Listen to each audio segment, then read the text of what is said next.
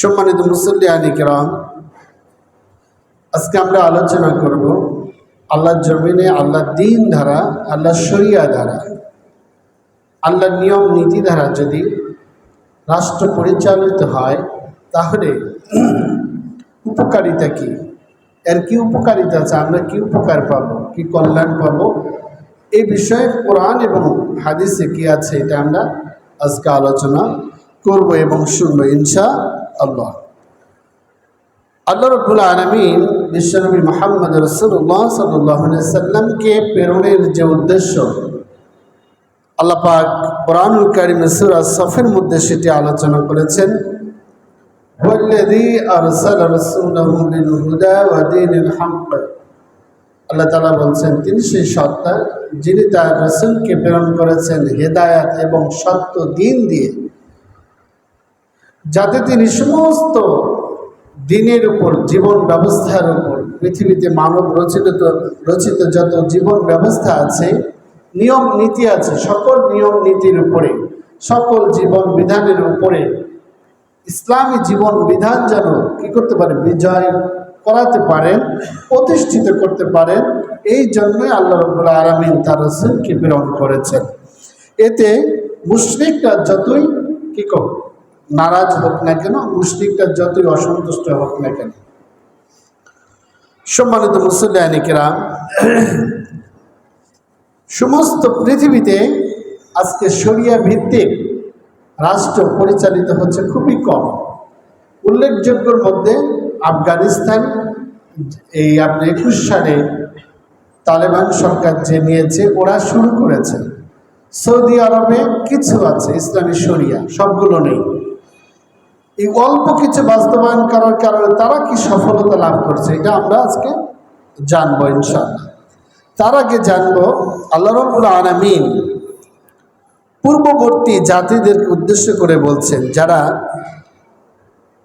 ইহুদি ছিলেন, যাদের প্রতি আল্লাহ রাব্বুল আলামিন মূসা আলাইহিস সালামকে দিয়েছিলেন। মূসা আলাইহিস সালামের উপরে আল্লাহ পাক তাওরাত কিতাব নাজিল করেছিলেন। এটাও আল্লাহর একটি বিধান, আল্লাহর একটি সংবিধান মানুষের জন্য। হযরত ঈসা আলাইহিস সালামের উপরে দিয়েছিলেন ইনজিল, এটাও মানব জাতির জন্য একটা সংবিধান করে দিয়েছিলেন। দাউদ আলাইহিস সালামের উপর দিয়েছিলেন জাবুর, এটাও মানব জাতির জন্য একটা সংবিধান। তা আল্লাহ রাব্বুল আলামিন সেই দিকটা লক্ষ্য করে আল্লাহ পাক বলছেন সূরা আল মায়েদার ৬৬ নম্বর আয়াতে আল্লাহ তাআলা বলছেন, ওয়ালাউ আন্নাহুম আকামুত তাওরাত ওয়াল ইনজিলা ওয়া মা উনজিলা ইলাইহিম মির রাব্বিহিম।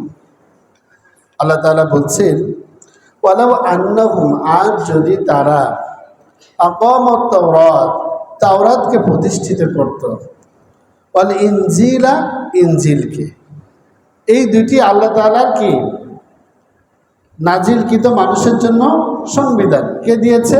আল্লাহ তাআলা দিয়েছে, আল্লাহর বিধিবিধান। ওয়া মা উনজিলা ইলাইহিম, আর যা নাজিল করা হয়েছে তাদের উপরে মির রাব্বিহিম, তাদের প্রভুর পক্ষ থেকে, এইটুকু দ্বারা বুঝিয়েছে কোরআনুল কারীমকে। প্রথমে বলছে তাওরাত, তারপরে বলছে ইনজিল, এরপরে বলছে আর যা নাজিল করা হয়েছে তাদের উপরে তাদের রবের পক্ষ থেকে, এইটার দ্বারা বুঝিয়েছে কোরআনুল কারীমকে। এই তিনটি জিনিসের নাম উল্লেখ করে আল্লাহ পাক বলছেন, এটা যদি তারা প্রতিষ্ঠিত করে, বাস্তবায়ন করে, এটার দ্বারা যদি তারা জীবন পরিচালনা করে, তাহলে আমি আল্লাহ তাআলা লাআকালু, আমি অবশ্যই তাদেরকে খাওয়াবো, আমি অবশ্যই তাদের খাওয়াবো,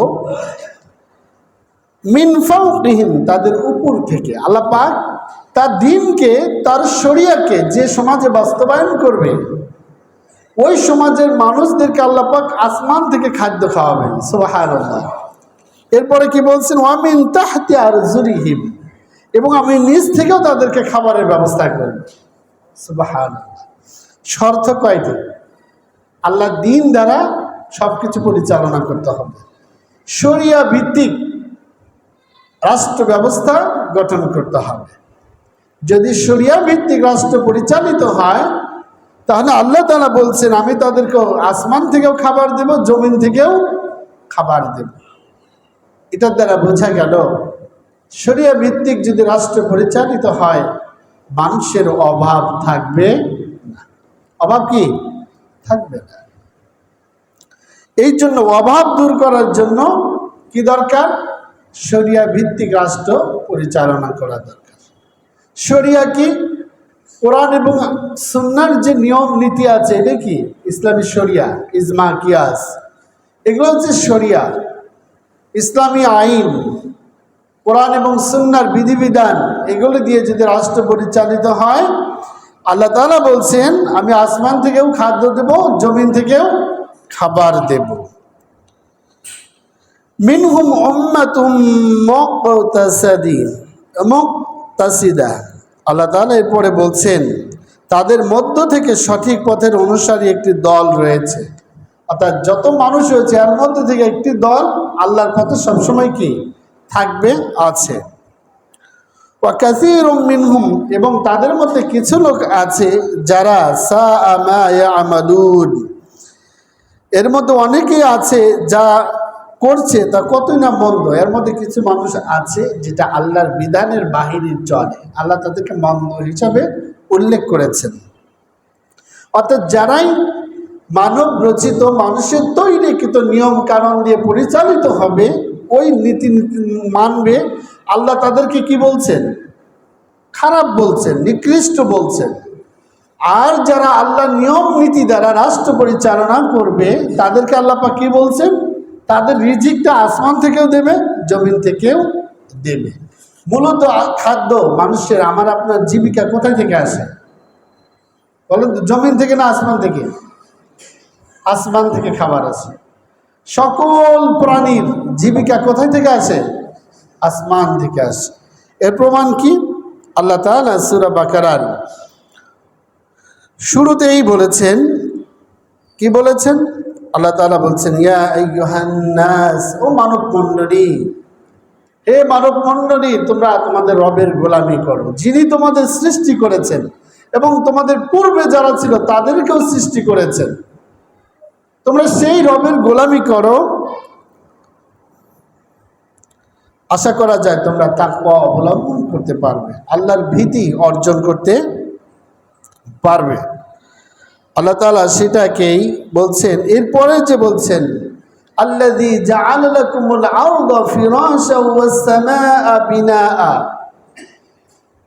তিনি সেই সত্তা যিনি তোমাদেরকে এই জমিনটা বসবাসের উপযোগী করে দিয়েছেন। সুবহানাল্লাহ। এই জমিনটা বসবাসের উপযোগী কে করে দিয়েছেন? আল্লাহ তাআলা করে দিয়েছেন। এরপরে কি? আসমানটাকে তোমাদের ছাদ স্বরূপ বানিয়ে দিয়েছেন। وأنزل من السماء ماء فأخرج به من الثمرات رزقا لكم, আল্লাহ তাআলা বলছে وأنزل من السماء, আর আসমান থেকে তিনি পানি বর্ষণ করেছেন, মা পানি বর্ষণ করেছেন, فأخرج به, এই পানি যখন জমিনে পড়লো, এই জমিন থেকে উর্বর হয়ে জমিনটা এই পানি শুষে নিল, জমিন উর্বর হলো, সেখান থেকে আল্লাহ পাক তোমাদের জন্য রিজিক, খাদ্যের ব্যবস্থা করে দিয়েছেন। সুবহানাল্লাহ। তার খাবারটা আসে কোথায় থেকে? আসমান থেকে। কোথায় থেকে? আসমান থেকে। বৃষ্টি যদি না হয় জমিনে ফসল ফুলবে? কখনোই ফুলবে না। পৃথিবীতে অসংখ্য মরুভূমি আছে, সেখানে কোনো ফসল উৎপাদন হয় না, কারণ সেখানে কি নাই? পানি নাই। আল্লাহ পাক যত কিছু সৃষ্টি করেছেন পৃথিবীতে, যত মাখলুক সৃষ্টি করেছেন, যত কীট পতঙ্গ এবং তরুলতা, যা কিছু পৃথিবীতে আল্লাহ পাক সৃষ্টি করেছেন, সব কিছুর সৃষ্টির মূল উৎস হচ্ছে পানি। সব কিছুর মূল উৎস কি? পানি থেকে আল্লাহ পাক সৃষ্টি করেছেন। সুতরাং ওই পানি ছাড়া কিছুই বাঁচবে না, কিছুই হবে না। আল্লাহ তাআলা বলছেন আমি আসমান থেকে পানি নাজিল করে জমিনে ফেলার পরে জমিন থেকে আমি খাদ্য, শস্য, রিজিক, তোমাদের জীবিকা আমি কি করি? উৎপাদন করি, বের করি। সুতরাং সম্মানিত মুসলিম কিরাম, আল্লাহ তাআলা আমাদের রিজিক দেন কোথায় থেকে? আসমান থেকে।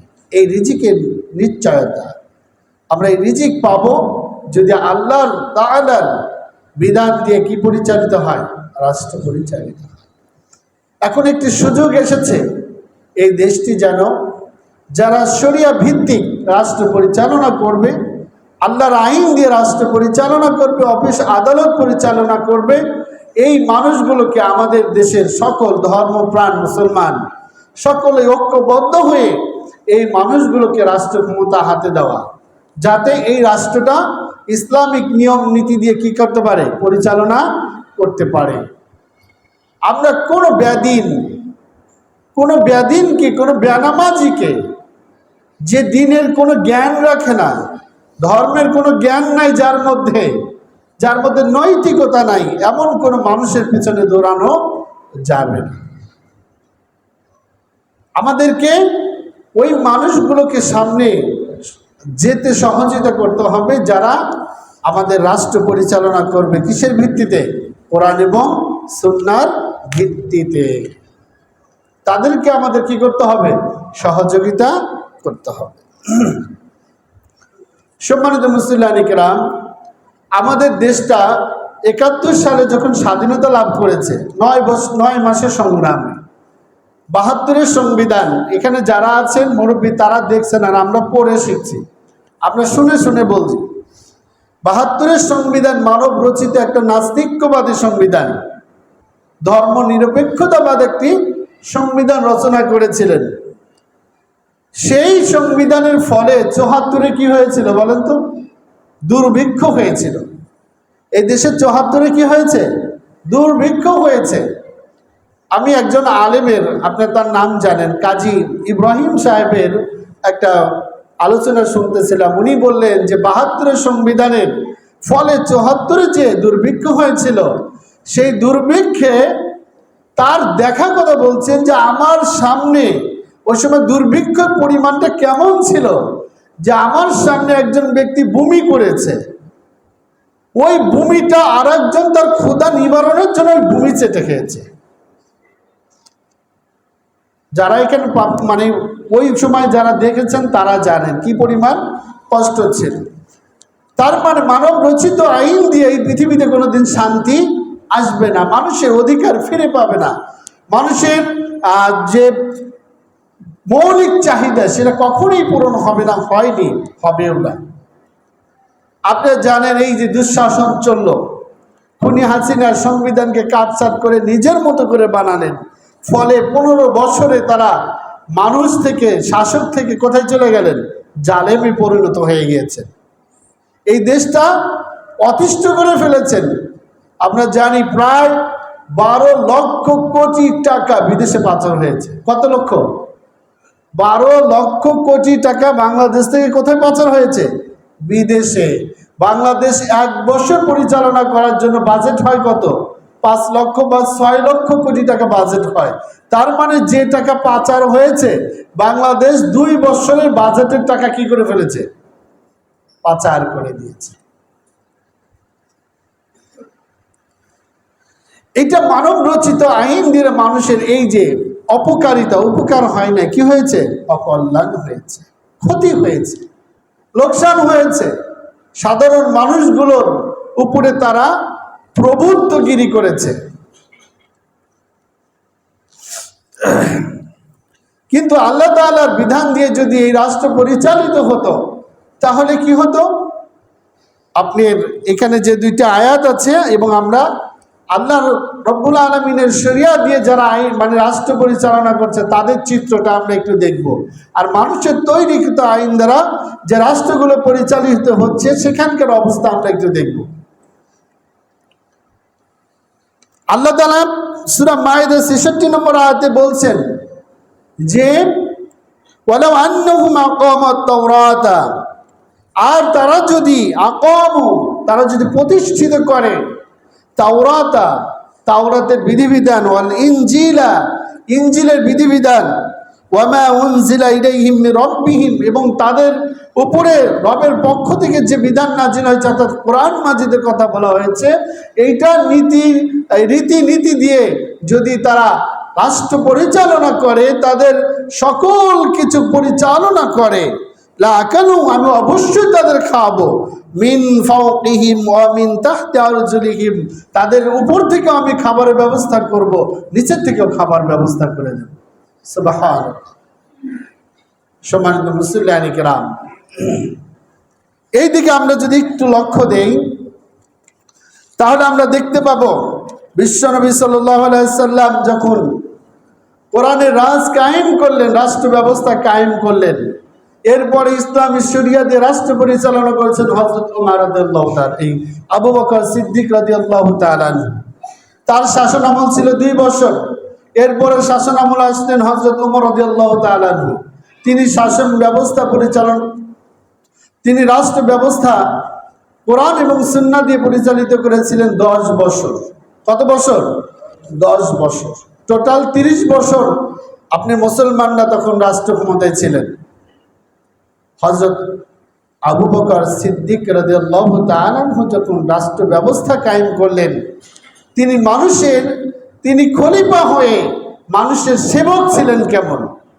ইসলামী রাষ্ট্র কায়েম হলে, ইসলামী শরিয়া কায়েম হলে ওই রাষ্ট্রের যারা প্রধান হবেন, দায়িত্বশীল হবেন, নেতা হবেন, তারা জনগণের সেবক হবেন। তারা জনগণে কি হবেন? সেবক। আর যদি মানব রচিত আইনে যে রাষ্ট্র পরিচালিত হয়, ওই রাষ্ট্রের নেতারা হয় মানুষের কি? শাসক। আর ইসলামিক রাষ্ট্রের নেতৃবৃন্দ মানুষের জন্য কি হন? সেবক। তার একটি উদাহরণ হযরত আবু বকর সিদ্দিক রাদিয়াল্লাহু তাআলা। মদিনার অদূরে, মদিনার খুব কাছাকাছি ছোট্ট একটি কুঁড়ে ঘর। সেই ঘরের মধ্যে বসবাস করতেন এক বৃদ্ধা মহিলা, যার 2টি চোখই অন্ধ ছিল। তার কাজে কেউ সহযোগিতা করবে এমন তার কোনো আপনজন পৃথিবীতে ছিল না। হযরত আবু বকর সিদ্দিক রাদিয়াল্লাহু তাআলা এই বৃদ্ধা মহিলার যার 2টি চোখ নাই, নিজের কাজ নিজে করতে পারে না, আপনজন বলতে পৃথিবীতে কেউ নাই, হযরত আবু বকর সিদ্দিক রাদিয়াল্লাহু তাআলা রাষ্ট্রপ্রধান হয়ে ওই বৃদ্ধ মহিলার বাড়িতে চলে যেতেন শেষ রাত্রে গিয়ে এই বৃদ্ধা মহিলার ঘরগুলো, বাসাগুলো সমস্ত বাড়িটা, সমস্ত ঘরগুলো ঝাড়ু দিয়ে পরিপাটি করে দিতেন। তার জন্য খাবারের ব্যবস্থা করতেন, খাবার রান্না করে দিতেন, তার পোশাক আশাকগুলো তিনি পরিষ্কার করে দিতেন। প্রতিদিন এটা রুটিনে পরিণত হয়েছিল। ইসলামী রাষ্ট্রেও কায়েম হলে রাষ্ট্রপ্রধানরা এই কাজগুলো করবে। চিন্তা করেছেন আবু বকর সিদ্দিক রাদিয়াল্লাহু তাআলার মতো একজন খলিফা কাজ করে দিচ্ছেন কার? একজন বৃদ্ধা মহিলা যার 2টি চোখ নাই, নিজের কাজ নিজে করতে পারেন না। এই ব্যক্তির সমস্ত কাজগুলো করে দিতেন হযরত আবু বকর সিদ্দিক রাদিয়াল্লাহু তাআলা। এটা হচ্ছে ইসলামী শরিয়া ভিত্তিক রাষ্ট্র পরিচালিত হলে ওই রাষ্ট্রনায়কের এটা চরিত্র। আর যে দেশটা মানব রচিত আইন দিয়ে পরিচালিত হয়, মানুষের তৈরিকৃত আইন দিয়ে পরিচালিত হয়, ওই দেশের নেতাগুলোকে আপনি খুঁজেও পাওয়া যাবে না। তারা মানুষের উপকার করবে দূরের কথা, মানুষের কাছ থেকে আরো আত্মসাৎ করবে, মানুষের সম্পদ লুণ্ঠন করে খাবে, মানুষের সম্পদগুলো তারা ছিনিয়ে খাবে, মানুষের উপর জুলুম করবে, তাদের অধিকারগুলো হরণ করবে। এটা হচ্ছে ইসলামিক রাষ্ট্র এবং অন ইসলামিক রাষ্ট্রের মধ্যে একটি পার্থক্য।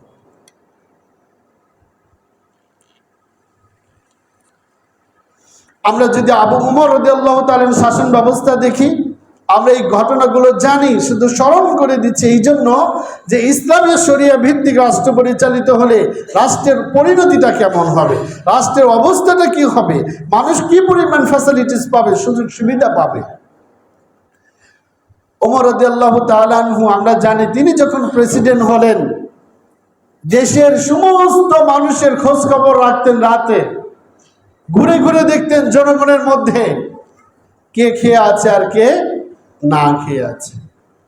তিনি ঘুরে ঘুরে দেখতেন, যার ঘরে খাবার ছিল না তিনি নিজের কাঁধে খাদ্যের বস্তা বহন করে ওই অভাবী মানুষের দুয়ারে তিনি খাবার পৌঁছে দিয়েছেন। সুবহানাল্লাহ। এটা হচ্ছে একটা ইসলামিক রাষ্ট্রের নেতার বৈশিষ্ট্য, খলিফার বৈশিষ্ট্য। আর আপনারা আমরা এই বর্তমানে যে শাসকগুলোকে দেখেছি, বলেন তো এইরকম একটা নেতাকে দেখেছেন যে অভাবীর বাড়িতে সে খাদ্যের বস্তা নিজে বহন করে নিয়ে গেছে? দেখেছেন কেউ? কেউ দেখেন নাই। কারণ ইসলাম আর ওয়ান ইসলামের মধ্যে এইটাই পার্থক্য। বরং আমরা এটা দেখেছি, একজন অভাবী মানুষকে 1.5 কেজি চাউল দেওয়ার জন্য 10 জন ধরেছে। এরকম হয়েছে কিনা? 1 প্লেট খিচুড়ি দিচ্ছে কয়জন মিলে? 5-7 জন মিলে। অবশেষে ফেসবুক বলেন, বিভিন্ন সোশ্যাল মিডিয়াতে বলেন, মানুষ ক্যাপশন দিচ্ছে আসল ভিখারিকে, আসল অভাবীকে। এটার মানুষ কি করতে পারে নাই, নির্ণয় করতে পারছে না। এই 10 জনই ওই অভাবীটা খিচুড়িকে 10 জনকে দিচ্ছে, না 10 জনই খিচুড়ি কি অভাবীকে দিচ্ছে। এটা হচ্ছে লোক দেখানো কাজ করেছে। এটা হচ্ছে ইসলামী শরিয়ার যদি না থেকে মানব রচিত আইন দ্বারা যে নেতাগুলো পরিচালিত হয়, তাদের চরিত্র হয় এমন, তাদের চরিত্র হয় এমন। সম্মানিত মুসলিয়ানি কিরাম, আমরা ঢাকা শহরে দেখেছি পরিষ্কার পরিচ্ছন্নের জন্য মেয়ররা কি করছে, একটু আগে ময়লা ফেলে গেছে, পরিষ্কার জায়গায় ময়লা ফেলে ওই পরিষ্কার জায়গার ময়লা আবার পরিষ্কারের জন্য আবার ছবি উঠানোর জন্য কি অভিনয় করেছে না? এটা হচ্ছে অন ইসলামিক নেতাদের বৈশিষ্ট্য। হযরত ওমর রাদিয়াল্লাহু তাআলা আনহু, এই যে আবু বকরের ঘটনা বললাম, তিনি যখন প্রেসিডেন্ট হলেন তখন তিনি দেখতেন, তিনি জানতেন প্রতিদিন ফজরের সময় আবু বকর কোথায় যেন যাচ্ছেন। তিনি একদিন যখন প্রেসিডেন্ট হলেন, ওমর রাদিয়াল্লাহু আবু বকর ইন্তেকাল করেছেন। ইন্তেকালের পরে এই বৃদ্ধা মহিলার খোঁজ নেন হচ্ছে হযরত ওমর রাদিয়াল্লাহু তাআলা। গিয়ে তিনি ওই আবু বকর রাদিয়াল্লাহু তাআলার মতো তার বাড়ি ঘরগুলো গুছিয়ে রাখেন, মানে পরিষ্কার করে দেন, তার খাবারগুলো রান্না করে দেন, তার কাজকর্মগুলো করে দেন। তিনি একদিন বললেন যে আমার সেই মানুষটি কই? হযরত আবু ওমর রাদিয়াল্লাহু বললেন যে আপনি যে মানুষটি আপনার কাজ করে দিতে ইতিপূর্বে, আপনি কি তাকে চেনেন? আপনি কি তাকে জানেন? সে বৃদ্ধ মহিলা বলল, না আমি তাকে জানি না, চিনি না। তিনি বললেন তিনি ছিলেন এই রাষ্ট্রের খলিফা। সুবহানাল্লাহ। আপনাকে যে প্রতিদিন কাজ করে দিয়ে যেত সে হচ্ছে এই রাষ্ট্রের খলিফা হযরত আবু বকর রাদিয়াল্লাহু তাআলা। তিনি ইন্তেকাল করেছেন। বেচারা তখন হাউ হাউ করে কান্না শুরু করলো বৃদ্ধ মহিলাটি, যাহারে পৃথিবীতে আমার আর আপনজন বলতে কেউ রইল না, পৃথিবীতে আমার আপনজন বলতে আর কেউ রইল না। তার মানে হযরত আবু বকর রাদিয়াল্লাহু তাআলা আচরণ এমন ছিল, ওই বৃদ্ধ মহিলার কাছে মনে হয়েছে এর চাইতে আপন আর কেউ আমার নেই। পরবর্তী সময়ে বৃদ্ধ মহিলার সাথে কাজকর্মগুলো টোটালি ওমর রাদিয়াল্লাহু তাআলা করে দিয়েছে। দেখেন, একটা ইসলামী রাষ্ট্রের যিনি দায়িত্বশীল হন, নেতা হন, তার বৈশিষ্ট্যটা কেমন। কিন্তু আমাদের এই নেতাদের কাছ থেকে এই আচরণ, এই খেদমত আমরা তখনই পাবো যখন আমাদের দেশটাও ইসলামী শরিয়া ভিত্তিক রাষ্ট্র পরিচালিত হবে। তখন দেখবেন আমাদের রাষ্ট্রের নেতাগুলো আপনি বিপদে পড়লে আপনার কাছে আসবে, আপনার যেতে হবে না। আপনি অভাবী হলে খাদ্য আপনার কাছে পৌঁছাবে, খাদ্যের জন্য আপনাকে ঘুরতে হবে না, বস্ত্রের জন্য ঘুরতে হবে না। আজকে শিক্ষার যে অবস্থা, এটা যদি ইসলামিক শিক্ষানীতি যদি এই দেশে কায়েম হতো, তাহলে আজকে আমার আপনার সন্তানগুলো শিরকের মধ্যে যেত না, সন্ত্রাস হতো না, মাদকের সাথে সম্পৃক্ত হতো না, জনগণের সম্পদগুলো আত্মসাৎ করতো না যখন সে বিভিন্ন অফিস আদালতে চাকরি করে। কিন্তু ইসলামিক নীতি না থাকার কারণে, শরিয়া না থাকার কারণে আমরা সবাই সকল সুযোগ সুবিধা থেকে কি হচ্ছে, বঞ্চিত হয়ে যাচ্ছে। আজকে আমাদের দেশে বিচার ব্যবস্থার দিকে যদি তাকাই আর ইসলামী শরিয়া ভিত্তিক রাষ্ট্রের বিচার বিভাগের দিকে তাকাই, আমরা একটু লক্ষ্য করি, আমাদের দেশে কোনো আসামিকে ধরার পরে রিমান্ডে নিয়ে তার উপর অমানবিক নির্যাতন করা হয়, নিয়ে যায় সুস্থ মানুষ, আনে কাঁধে করে আদালতে। এরকম হয়েছে কিনা? আল্লাহ রাসূলের হাদিস, যদি কোনো ব্যক্তিকে লাঠি দ্বারা আঘাত করে অন্যায়ভাবে, সে জাহান্নামে চলে যাবে। কোথায় যাবে? জাহান্নামে চলে যাবে। আজকে বলেন তো, আমাদের দেশে যে প্রশাসনগুলো আমাদের দেশের মানুষের প্রতি যে পরিমাণ লাঠি এবং বন্দুক চালিয়েছে, আল্লাহ রসুলের হাদিস অনুযায়ী এই মানুষগুলো ঠিকানা কোথায়? সবাই বলেন কোথায় ঠিকানা? জাহান্নাম। এই মানুষগুলো অত্যাচারের মানে সম্মুখীন হয়েছে, এই পরিবেশ পরিস্থিতি শিকার হয়েছে, একমাত্র এই আচরণটা করতে পেরেছে কারণ রাষ্ট্রটা ইসলামী শরিয়া ভিত্তিক চলে না। যারা চালায় তারা ইসলামিক না, তারা নন ইসলামী। এই জন্য আমাদের সমাজটা ইসলামিক শরিয়া ভিত্তিক যারা চালাবে তাদেরকে এখন সময় এসেছে সহযোগিতা করা। সম্মানিত ভাইরা আমার, আমরা যদি এই দেশে ইসলামী শরিয়া ভিত্তিক রাষ্ট্র পরিচালনা করি, আল্লাহ তাআলা আরেকটি আয়াতে আমাদেরকে সুসংবাদ দিচ্ছে। আল্লাহ তাআলা বলছেন, ওয়ালাউ আন্না আহলাল কুরআ আমানু ওয়াত্তাকু লাফাতাহনা আলাইহিম বারাকাতিন মিনাস সামাই ওয়াল আরদ ولكن كذبوا فأخذناهم بما كانوا يكسبون। আল্লাহ তাআলা বলছে ওয়ালাউ আহলাল কুরআন ওয়ালাউ আন্না আহলাল কুরআন, যদি কোনো জনপদের অধিবাসীগণ, কোন এলাকার মানুষগণ তাদের জীবন ব্যবস্থা পরিচালনা করে, তাদের সকল কিছু পরিচালনা করে কি দিয়ে? এক নম্বর, তারা যদি ঈমান আনে, ওয়াত্তাকু, এবং যদি আল্লাহকে ভয় করে। কোন জনপদের অধিবাসীগণ যদি ঈমান আনে এবং আল্লাহকে ভয় করে। আল্লাহকে ভয় করা মানে হযরত আব্দুল্লাহ ইবনে আব্বাস রাদিয়াল্লাহু তাআলা আনহু বলেছেন, আল্লাহকে ভয় করা মানে হলো আল্লাহ যা আদেশ করেছেন তা পালন করা, আল্লাহ তাআলা যা নিষেধ করেছেন সেখান থেকে কি থাকা? বিরত থাকা। তার মানে হলো কোরআনের নিয়ম নীতি দিয়ে যদি তারা পরিচালিত হয়, তাদের রাষ্ট্র ব্যবস্থা পরিচালিত হয় কিসের দ্বারা? কোরআন দ্বারা, আল্লাহ রাসূলের সুন্নাহ দ্বারা। তো এক কথা, ইসলামী শরিয়া ভিত্তিক যদি রাষ্ট্র পরিচালিত হয় তাহলে আল্লাহ তাআলা বলছে লাফাতাহনা, আমি অবশ্যই খুলে দেব আলাইহিম, তাদের জন্য বারাকাতিম মিনাস সামাই ওয়াল আরদ, তাদের জন্য আসমানের দরজা, আসমানের বরকতের দরজা খুলে দেব, জমিনের বারাকাতের দরজা খুলে দেব। অর্থাৎ ওই রাষ্ট্রে কোনোদিন অভাব থাকবে না, অনটন থাকবে না, অনিরাপদ কেউ থাকবে না, সবাই নিরাপত্তার মধ্যে বসবাস করবে। যদি রাষ্ট্র কি দ্বারা পরিচালিত হয়? ইসলামী শরিয়া দ্বারা, ইসলামিক আইন দ্বারা, ইসলামের নিয়ম নীতি দ্বারা যদি রাষ্ট্র পরিচালিত হয়, আল্লাহ পাক বলছে ওই রাষ্ট্রের মধ্যে আসমানের বরকতের দরজাও খুলে দেবেন, জমিনের বরকতের দরজাটাও খুলে দেবেন। এরপরে কি হবে? আল্লাহ তাআলা বলছেন ওয়ালাকিন কাযযাবু ফাআখাযনাহুম, আর যদি তারা এটাকে অস্বীকার করে, আর এখান থেকে তারা যদি এটাকে মিথ্যা প্রতিপন্ন করে, ফাআখাযনাহুম, অতঃপর আমি তাদেরকে ধরে ফেলবো, তাদেরকে আমি ধরবো, বিমা কানু ইয়াকসিবুন, যা তারা অর্জন করেছে ওইটার কারণে আমি তাদেরকে ধরবো।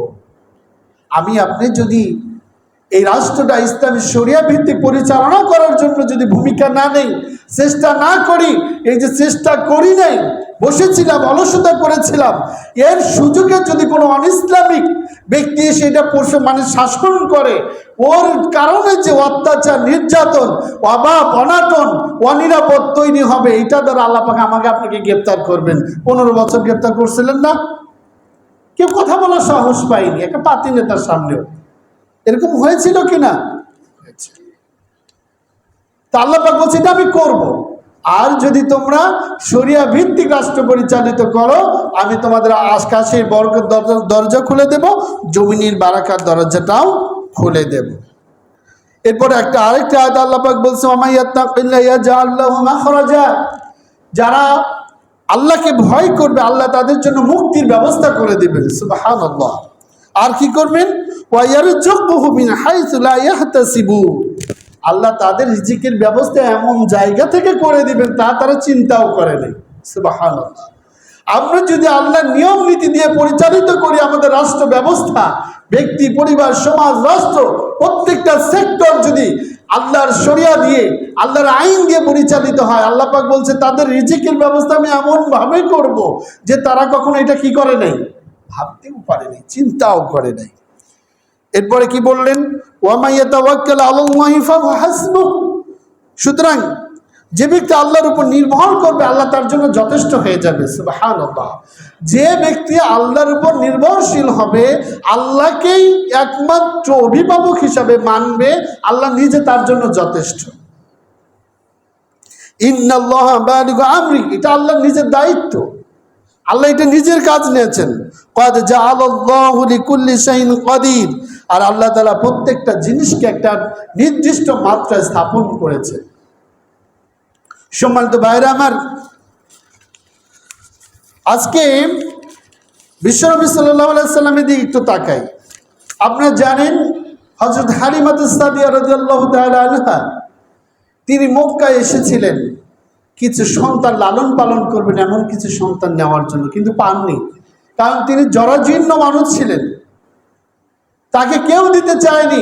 অবশেষে যখন আল্লাহ রসুলকে নিলেন, দেখেন এই কোরআনের দ্বারক বাহককে যখন সে কোলে নিয়েছিলেন, নিয়ে যখন যাচ্ছিলেন, হযরত হালিমাতুস সাদিয়া রাদিয়াল্লাহু তাআলা বাহনটি খুব কি ছিল, দুর্বল ছিল। কি হয়ে গেছে বলেন তো? সবল হয়ে গিয়েছিলেন। তিনি বাড়িতে গিয়ে দেখলেন তার যে উটগুলো, গাভী উটগুলো ছিল, আপনার গাভী ছাগলগুলো ছিল, বাড়িতে গিয়ে দেখলেন প্রত্যেকটা উটের স্তনগুলো, ছাগলের স্তনগুলো দুধে ভরপুর হয়েছে এ পরিমাণ যে স্তনগুলো মাটির সাথে শেষ হচ্ছে। সুবহানাল্লাহ। আজও কি সেখানে খাদ্যের অভাব আছে? খাদ্যের অভাব আছে? এই বারাকাতে সেখানে খাদ্য আছে। সৌদি আরবে ইসলামিক কিছু নিয়ম নীতি আছে, যেমন বিচার ব্যবস্থাটা খুবই কঠিন, শরিয়া ভিত্তিক, যার কারণে আল্লাহ পাক এতটুকু করার কারণে ইসলামিক কিছু নির্বাহী আদেশ ওখানে জারি আছে, যার ফলে আল্লাহ তাআলা সেখানে এই মরুভূমির মধ্যে যেখানে পাথর আর পাথর, সেখানে আল্লাহ পাক এমন বারাকা দিয়েছেন। কিসের বারাকা দেনছে বলুন? যে তেলের খনি আছে, শুধু যে তেলের খনিগুলো আছে, সেই তেলের খনি গত বছর আরো 7টা তেলের খনি আবিষ্কার হয়েছে। মদিনাতে তেলের খনির মেন শহরে তেলের খনি এবং তামার খনি বের হয়েছে এই গত বছরের রিপোর্টে। তাদের এখন টোটাল বিশ্বের দ্বিতীয় বৃহত্তম তেল উৎপাদনকারী দেশ হচ্ছে কি? সৌদি আরব। তারা সারা জীবন শুধু এই তেল বিক্রি করে চললেও তাদের কি হবে না? অভাব হবে না, দুর্যোগ তারা মোকাবেলা করতে পারবে শুধু এই বারাকার কারণে। আপনি সাম্প্রতিক এই যে আপনার আফগানিস্তান 2021 সালে 15ই আগস্টে ওটা কি হয়েছে? তালেবান ক্ষমতা নিয়েছে। 3 বছরের ব্যবধানে, যেখানে যুদ্ধ বিধ্বস্ত একটি দেশ, জনগণ সর্বনিম্ন আয়ের জনগণ হিসেবে বসবাস করছে দারিদ্রতার সীমায়, তাদের দেশে এই অনুন্নত একদম যুদ্ধ বিধ্বস্ত দেশে যখন এই তালেবান সরকার আসলেন, ইসলামিক নিয়ম নীতি দ্বারা যখন আইন জারি করলেন, ওই দেশে হতো আফিম তারা সারা বিশ্বে কি করতেন? বিক্রি করতেন। আফিম তারা কি করে দিয়েছেন? নিষিদ্ধ করে দিয়ে সেখানে তারা কি চাষ করেছেন বলেন তো? ডালিম, যেটা আনার। আজকে এই আনারের রস বিক্রি করে তো টোটাল পৃথিবীতে বিপ্লব কি করে দিচ্ছে, নাম জড়াইছে না? টোটাল পৃথিবীতে শুধু আনারের রস, আনারের যে জুস, এইটা মানে তারা পর্যাপ্ত পরিমাণ রপ্তানি করতে পারছেন। এরপরে এইখানে আপনার প্রচুর পরিমাণে ফসল এবং বিভিন্ন যে উৎপাদন ব্যবস্থা এমন জোরদার করেছে, এখন তারা উন্নয়নশীল দেশের মধ্যে যাচ্ছে। তাদের অর্থনৈতিক চাকা তারা ঘুরিয়ে ফেলেছে।